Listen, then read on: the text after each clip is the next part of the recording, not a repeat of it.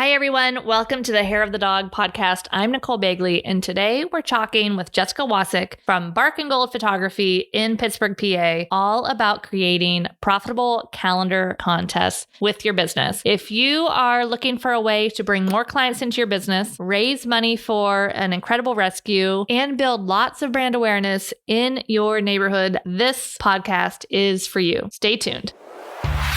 Welcome to the Hair of the Dog podcast. If you're a pet photographer ready to make more money and start living a life by your design, you've come to the right place. And now, your host, pet photographer, travel addict, chocolate martini connoisseur, Nicole Begley.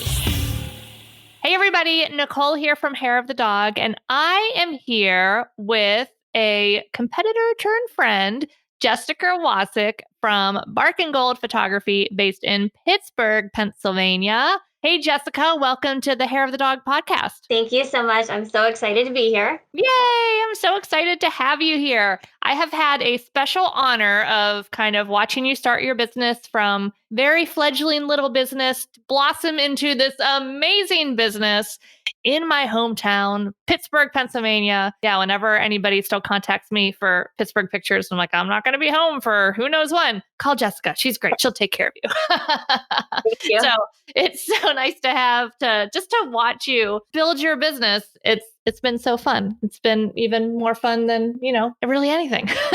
So tell us, I guess, a little bit about your business and when you started and kind of what got you interested in pet photography. Yep. So I'm the owner of Bark and Gold Photography, and I celebrate the joy and love between Pittsburgh pets and their people through signature wall art, fine art albums, and other heirloom art products. I live right outside of Pittsburgh, near the airport, with my husband and our 11-year-old Siberian Retriever Hunter, who is Bark and Gold Photography's head of shed and a pet photographer. I love it. Head of shed. That's fantastic.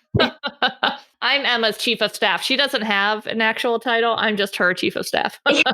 Oh, that's fantastic. So when did you start your business? Well, I owe a lot to someone we both know, and that is Heather Lawtonen of the Flourish Academy. Oh, yeah. I started following her way back in early 2016, I believe. And for anyone who doesn't know, I'm also a 6-time U.S. figure skating and Canadian gold medalist. And if I'm correct, I think that's why Heather started following me. Yeah. So I had this photo of Hunter posted. My husband had got me a camera a couple years prior. Hunter's always available and a fairly willing subject. So, he's all over my personal Instagram. And Heather had seen a photo that I had posted that, looking back today, is pretty terrible on a technical level. But she commented how much she loved my photos of him and said, "You should be a pet photographer." And I started thinking maybe, but at that time I had no clue where to begin. I had kind of every excuse in the book, and I just was bouncing around with my camera, just enjoying Hunter. Yeah. Fast forward to September of 2016, and I finally did my first mentoring session with Heather, and she helped me launch my business. I dove into your post-processing for pet photographers course, and then your business of pet photography course, which was the big game changer for me. And the rest is history. That's fantastic. That's crazy. It's like 2016 seems so recent, but yet so far away. For sure. Oh, that's awesome. Yeah. So when you started, I forget, when did you took the business pet photography fairly early in your business trajectory, didn't you? I would say it was within probably 6 months. It was pretty soon after you launched it. Yeah. Awesome. So did you start off doing digitals and transition to products, or have you always done the products and like in-person sales? I always did products, but my first few months, I did everything by offering an online gallery and then hoping they would order product. And it was okay. My sales were definitely nowhere near what they are now that I'm doing in-person sales. And making that transition was awesome because they suddenly just shot right up. And that was all stuff that I learned in your course and seeing other people that came before me doing it, when it seemed like the easier way was the online galleries, and that seemed profitable enough, but no. Yes, no, 100%. Yeah, the online galleries seem like it's going to be easier. It's such a trick because you're like, oh, people can look at it when they want. They can do it at home. It's pressure free. It's pressure free for me. I don't have to worry about them not liking their photos in front of my face. Like, there's all these things that we talk ourselves into. Oh, online sales is definitely the way to go. But I mean, once you start to experience the alternative, which is much higher sales and more importantly, better service for your clients, then, I mean, I don't think any of us look back on back in our online sales game. Not at all. Yeah. Yeah. And truly, like one of those things, if you put yourself in your client shoes for all our listeners out there that are still thinking, well, I really just want to do these online galleries, they're going to purchase what they know, which is prints. 8x10 would be the big one. 11x14 would be ginormous. They can't even fathom. And they're not going to be purchasing the products that we know that they're going to love to purchase, like the actual finished wall art or the albums, because they're not able to see them. They're not able to hold them. They're not able to see that value. And they also need our permission really for them to purchase big wall art or albums, because a lot of people think, what? People are going to think I'm crazy if I'm buying this giant wall piece of my dog. Or they're worried that like, oh my gosh, 30x40, that seems ginormous. There's no way that's going to look okay on this huge wall. So they really need us to help them do that. And people are so busy. How often do you guys have things in your emails? I know I have about 3,402 right now of things that, I need to take care of that. I need to take care of that. And it's so easy in an online gallery for your clients to push it off and push it off and push it off, not on purpose, just because life's busy. And then by doing that, now you're telling yourself the story of, they hate it. They hate it. They hate it because I haven't heard from them. So it's just a downward spiral, no matter how you go. So all of you guys out there, highly recommend testing out some in-person sales. There's a lot of free information on the Hair of the Dog Academy.com site on getting started on in-person sales on the blog. So definitely check that out. All right. Awesome. Jessica, back to you. And one of the things that you have done is you are a guest instructor in the Hair of the Dog Academy, which again, I love when students come in at the beginning,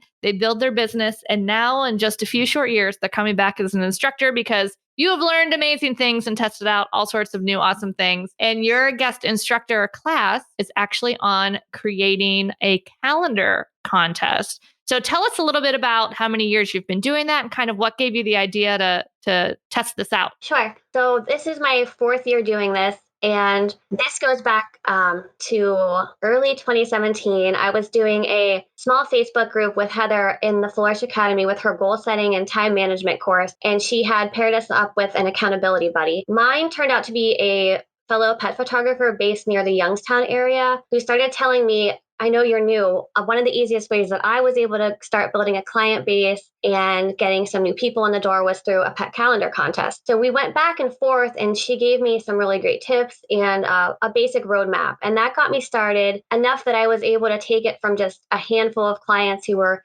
family and friends, which really don't count as clients. Right.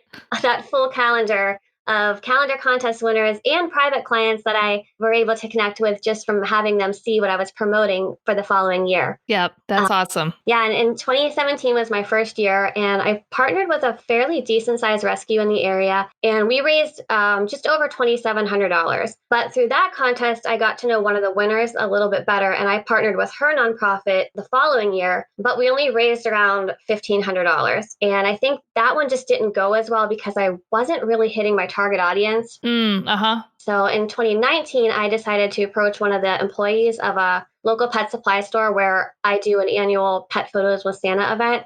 Yep. That worker also heads Biggie's Bullies, which is a bully breed rescue here in Pittsburgh. And she loved the idea. I loved her passion and the work that she was doing. She has a great group of supporters. The volunteers are awesome. And I just knew that this rescue was going to be the perfect fit. So I set a goal to raise $5,000, and we ended up breaking $6,100, which was really exciting. And then seeing how easily we surpassed that goal, this year I wanted to go really big, and I wanted to raise at least $10,000, which felt like a huge, scary goal at the time. Right. And I wasn't totally convinced I could do it at first, but I figured why not? I'd rather fail trying and still do good than play small. So 67 entries and I think almost 20,000 votes. We were able to beat that number and we raised $12,688 for Biggie's Bullies in 2020. That is fantastic. Like an extra, doubled. You more than doubled last year's. Congratulations. What's your goal for next year? 20,000. Woohoo! That's awesome. Oh, it's scary, but awesome. I love it. I love it. And what's the worst that happens? You end up at like 16. Well, Right. it's all good. Yeah. I think a lot of people become scared to make those big goals because they feel like it's what they make those goals mean. So if they don't hit the $20,000 next year, then they would say to themselves, see, I failed. I didn't do it. I'm worthless. You start to go again down that little shame spiral where really it's just a number and you're just reaching it. And either you hit it or you don't. It means nothing about you other than what you decide what a meaning you want to assign to it. So being detached from that and just truly setting goals and going after it, oftentimes, like you said, you're going to end up a lot higher trying to reach a high goal than if you set that safe goal down there, where you're like, oh, I can't fail there. I'll set that goal. So I love that you're setting these big, awesome goals. I've definitely found I love charitable marketing. So this kind of stuff's right up my alley. I love helping rescues and doing so in ways that build my business and help them and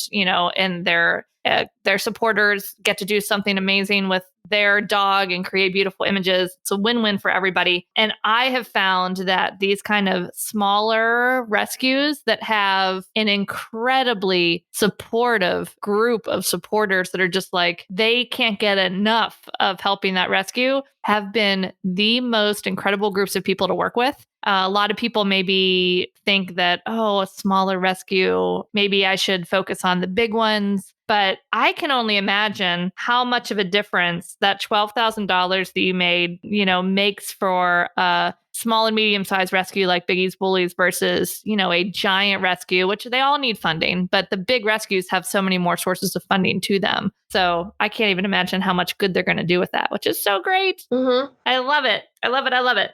So tell us, I guess, a little bit about just kind of high level what the process looks like. How do people enter and what does the process overview kind of look like? Yeah, I use a company called GoGo Photo Contest, and they handle everything from setting up my contest to tallying votes, helping me set up promotions if I'm doing a voting promotion, and even distributing funds to my partner organization. Their customer service is exceptional. It's so simple, it looks professional, and it's completely free for me to use, which is a nice bonus because outside of potential sales after the calendar contest, I don't make anything from these sessions. So I end up with 13 winners, and that's determined by a leaderboard of 13 entrants, and they are winning a complimentary session with me to photograph their calendar contest image. We have one cover winner and then 12 featured throughout the calendar, and they're getting their calendar feature. Awesome. So after you figure out the 13 winners and then you photograph them, and then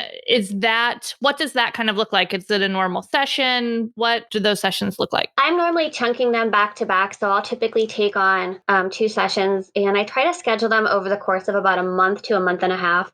Just to space them out a little bit because 13 winners, I can't do them all in one day. I do everything outdoors. I just need some downtime in between that. So I'm doing back to back. They're about a 45-minute session. I'm shooting at local parks throughout the city, downtown. Everything's on location. With those sessions, are you shooting really the same amount for each client? Because when they're going through the contest, like the winners are chosen based on how many votes they're receiving through the contest, correct? Yes. Right. Okay. So then they come and they're scheduling their session with you. Are you having conversations with them before the session to see kind of essentially how into this they are and how likely they are to purchase additional things? And then like you'll do a bit more shooting for them versus someone that maybe you're getting the feeling is really just in this for the calendar. How do you start to gauge that? Yeah, I'm trying to shoot a diverse amount of images in the event that they would choose to purchase. I would say typically 11 out of the 13 do end up buying something that it makes my time worthwhile. I do have them commit. When they're committing to accepting their place, I'm sending them hey, this is what you're winning for free. There's no obligation to purchase. Most people do. If you're interested, here are the products that I offer. And I do a special calendar contest collection that they can choose.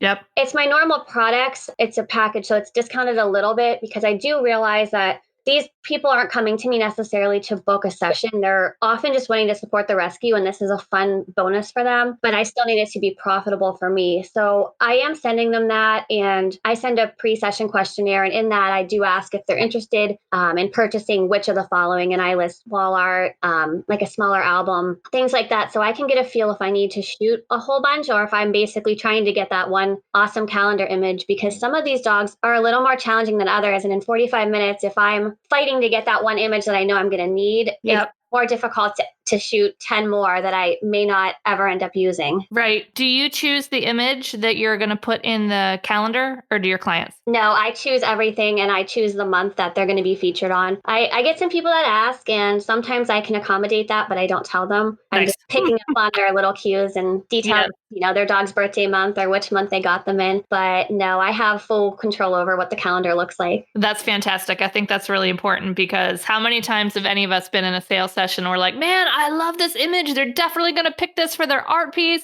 And then they pick that one. You're like, really? Are you sure? Yeah. Don't you want this one? So you definitely, because the calendar becomes a little bit of marketing for your business too. So you definitely want to make sure those images are, the ones that represent your brand the most. You mentioned that most of the people from the calendar sessions do purchase additional artwork, which is awesome.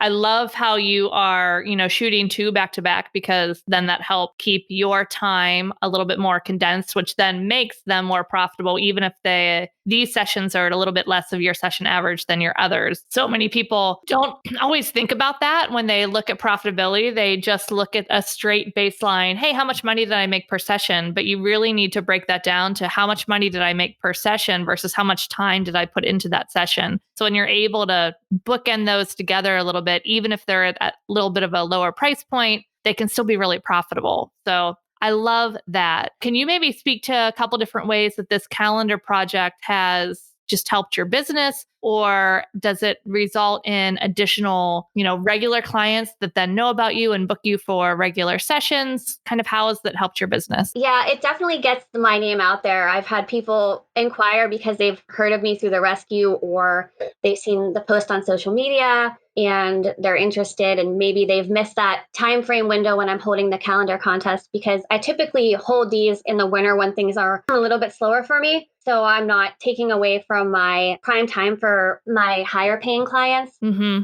That's kind of set me up for a year of visibility and good clients. Yeah, absolutely. Because anytime we're busy and working and out in our community and making these connections, that leads to more market and awareness, and it just comes back. Like, marketing is such a long game that so many people are looking for a quick fix or a one thing. Like, what's the one thing I need to do to fill my calendar? There's really like a whole bunch of things that you need to do, and they all build upon each other. So when you're doing something like this that has so much good visibility and has so much good karma, really, that you're creating for this business, and the rescue and all these dogs and all the supporters and the community in general, it always ends up coming back, which is just absolutely awesome. All right. So if somebody's listening to this and they're thinking, oh, that could be, this could be a fun thing that I could do in my community, and I think I would really enjoy doing this with my business, what are some potential pitfalls that maybe you didn't think about that you learned the hard way, or some pitfalls that people should look out for? My big one is finances. And I would recommend that you personally do not handle any money into your business or personal accounts. Go Photo Contest makes it easy that the money distributes right through them and into the rescue. My rescue did not know this, but my first year I did this, my bank ATM machine got hit with one of the phishing. Oh, no. And I logged in and saw that there was over $1,000 missing from my account. And thankfully, it all came right back in. But that was a nightmare for me. And it's something that would have never have happened if I wasn't trying to handle every little piece of this, from the funds and distributing them. I mean, that was a disaster. So just wiping my hands clean of that and having an actual company handle that has been a huge weight off of my chest. Yeah.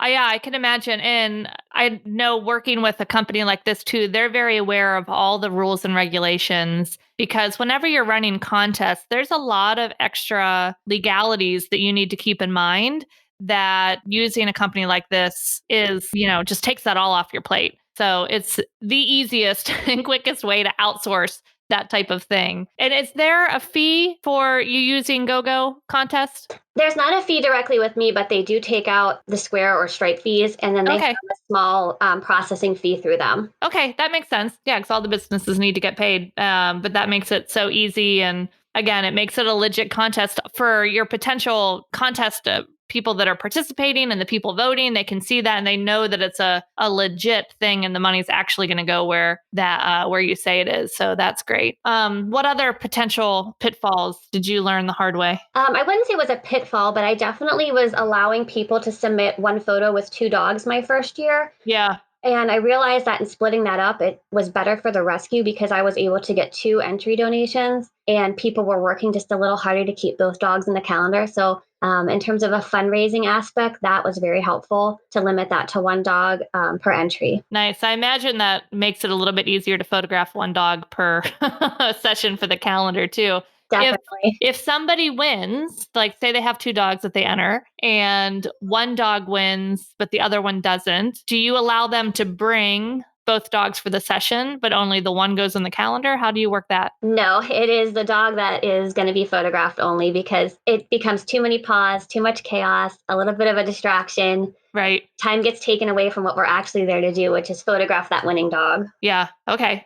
What if they have 2 dogs and they both win and they're both going to be in the calendar? Same session? I've had that happen, and no, I split them up as well because it's just easier to have them. Yeah. 1 dog there focused. I can do them back to back, but because I'm only taking 2, it's usually different days just to make things a little bit easier for that owner too. Okay. Very good. All right. So we've talked a little bit about what the contest looks like, who to use for our contest. We talked about shooting the different sessions once we choose our winners. We talked about sales, doing the in-person sales. And so how do we get the word out about the contest? What have you found to be the best marketing strategies for that? Definitely partnering with a rescue that's active, whether that's through social media, that they have a mailing list, or maybe they're doing different events where people can actually come in person and participate with them a little better. The rescue that I work with shares a lot of my social media posts. And for me, that's done best on Instagram because I can tag them in stories. I can share and repost through them. I feel like being a photography business, most of my clients are on Instagram. So that's where they're going to see everything that's coming up. Yeah, that's awesome. You're an Instagram queen. You do a great job on Instagram. I always love watching your stories.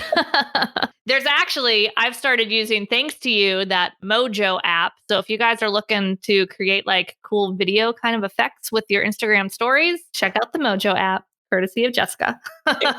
That's fantastic. That's a great point, though, about choosing rescues that are active, whether it's on social media or active with sending out information to their followers, and not just a rescue that you love that maybe just takes in the dogs and they're just busy working and they don't have a good public presence. I never really considered that little piece of it. So that is genius. What types? Is it mostly all Instagram marketing, or are there any other types of marketing that you guys are able to do for this as well?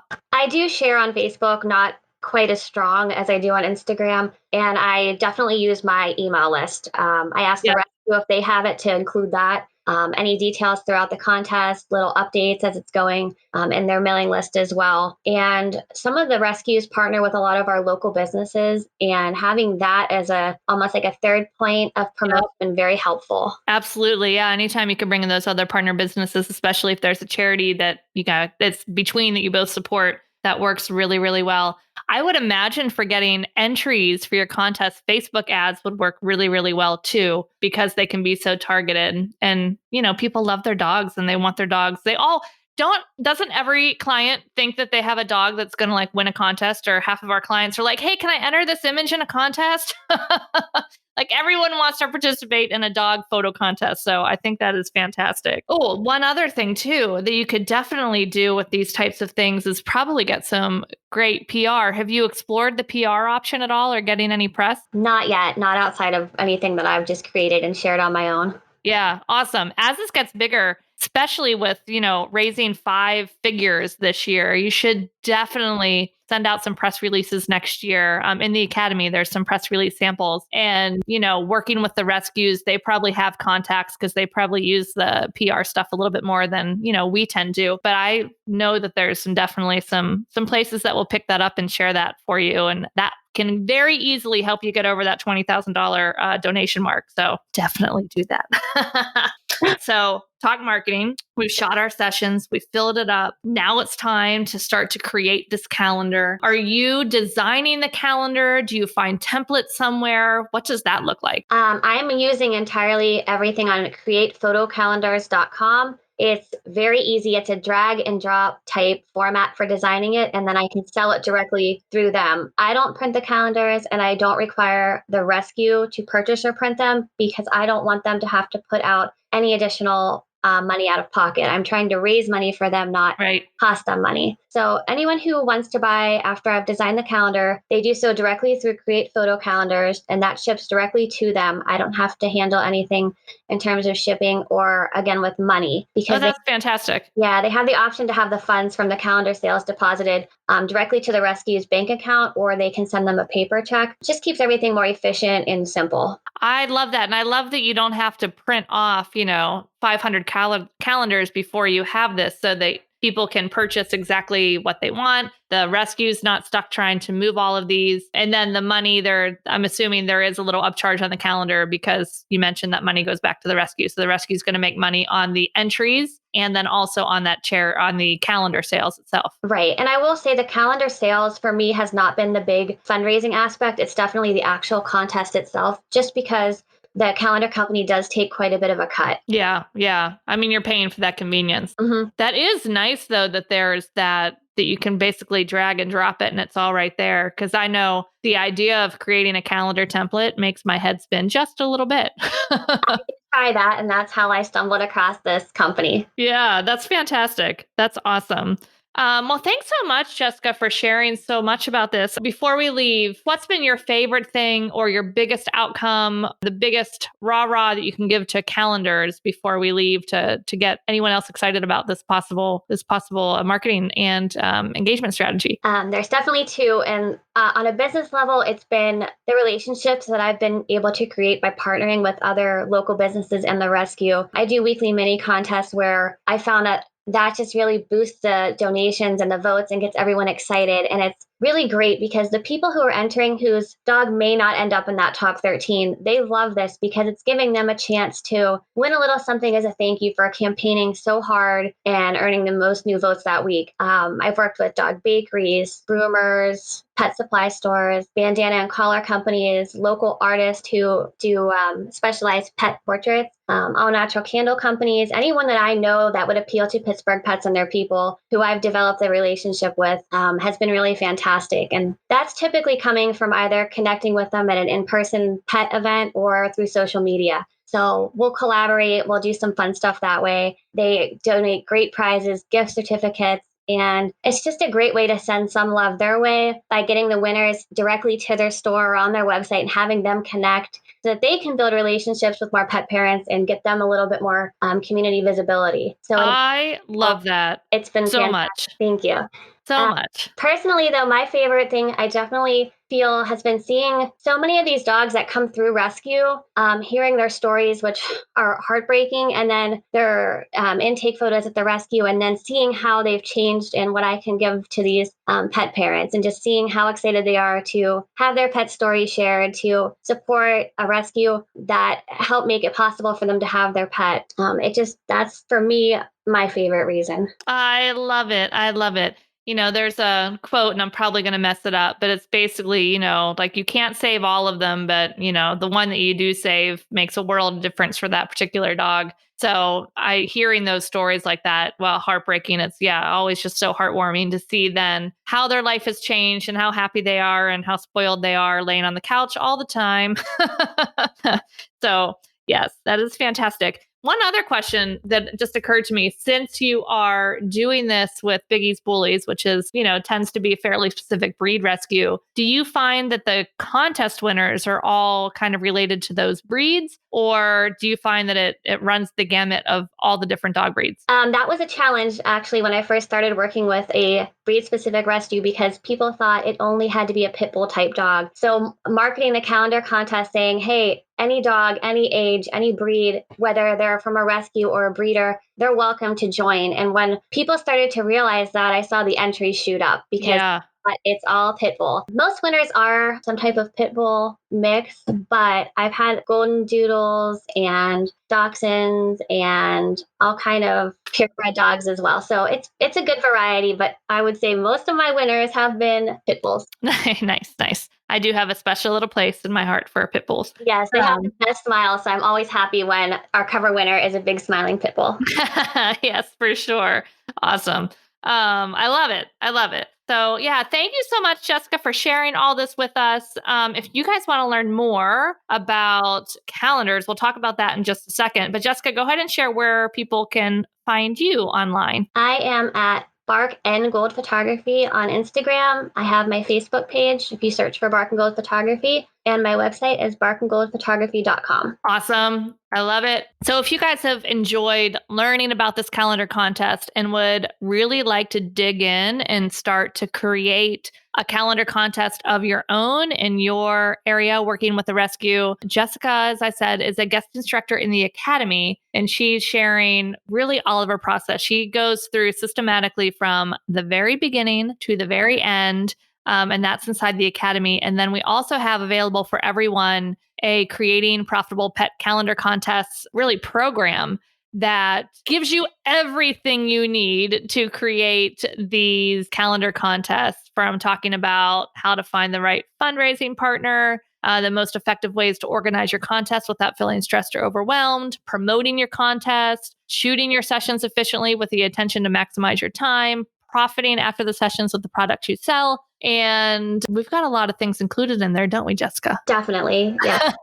Yeah, awesome stuff. Here it is. We've got a video overview of the program where Jessica goes through from, again, beginning to end and walks you through everything. A detailed overview PDF book, a contest planning timeline, all of the email templates. So you know exactly what she sends out. What are all the different email templates that are in there? How to confirm their session if they want to accept their place or decline. I have templates for requesting mini contest donations from other partnerships, scheduling their session, thank yous, congratulatory emails, contracts, what to do if your potential winner doesn't respond and how to handle that. Oh, nice. Yeah, all of the things. And then we also have the contest rules templates. And we created a PDF file that has all of Jessica's social media swipe files. So all the social media, Instagram stories, Instagram posts that she does throughout this whole promotion. And it gets even better. We created customizable Photoshop files of those social media templates that you can then, take and make them fit in your brand, change the colors and the fonts and make them fit in your branding, and use those to promote your contest. So that is everything in the Creating Profitable Pet Calendar Contest program. It's awesome. It is available for everyone in the whole big greater Hair of the Dog community land. And it's usually $197, but we're actually giving you guys a special introductory offer to save $50. So it's only $147 through July 7th, 2020, if you want to jump on that. And Hair of the Dog Academy members, you guys get a special discount. So check the guest instructor post in the Academy to see your special offer. But yeah, Jessica, since it's almost the middle of the year, is there still time, do you think, for people, if they jumped in this right now, to get started and do this before the 2021 calendar? Oh, for sure. Especially if you're very aware of your time. I try to get the calendars available by mid-September because people love to gift these. I hear all the time, this is what my family are getting. They're so hard to shop for. Everyone's getting a calendar with my dog in it. So if you're aware of your time and you jump on and you dive right in now, you can for sure knock this out before the end of the year. Nice. That would be awesome. So definitely guys, check it out. And it's all laid out for you. So you're not going to be wasting any time trying to figure out what's next. What do I do here? What do I do there? It's all right there. And if you go to hairofthedogacademy.com/calendar, it'll take you to the page. You can learn a little bit more about it. So thanks again, Jessica, for being here with us. Always a joy to talk to you. And really appreciate your time. Thank you so much. All right, we'll talk to you soon. Thanks for listening to this episode of Hair of the Dog podcast. If you enjoyed this show, please take a minute to leave a review. And while you're there, don't forget to subscribe so you don't miss our upcoming episodes. One last thing, if you are ready to dive into more resources, head over to our website at www.hairofthedogacademy.com. Thanks for being a part of this pet photography community.